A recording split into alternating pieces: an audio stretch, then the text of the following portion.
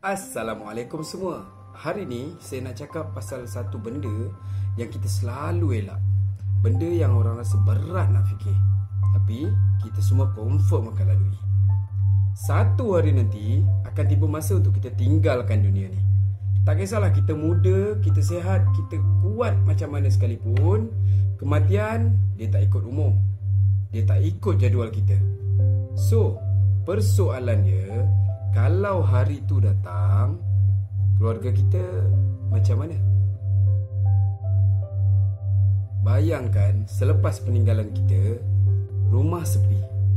Anak-anak masih kecil, tak faham lagi apa yang dah jadi. Pasangan kita duduk termenung. Bukan sebab rindu je, tapi sebab dia tengah fikir, lepas ni nak buat apa?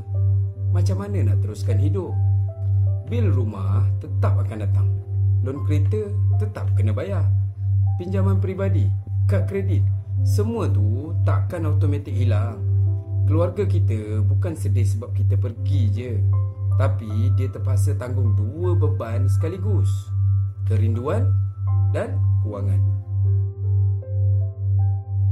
Dekat sinilah takaful memainkan peranan. Takaful bukan skim cepat kaya, bukan benda untuk menunjuk-nunjuk. Takaful ni adalah perlindungan, satu bentuk kasih sayang yang masih sampai walaupun kita dah tak ada depan mata. Dengan hibah takaful, family kita akan dapat duit lamsam sebagai pampasan kehilangan punca pendapatan.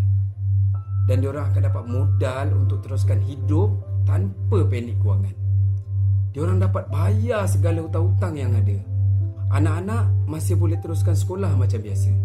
Makan minum serba cukup. Pasangan kita ada masa untuk urus emosi diorang, bukan terus kena keluar untuk cari duit esok harinya.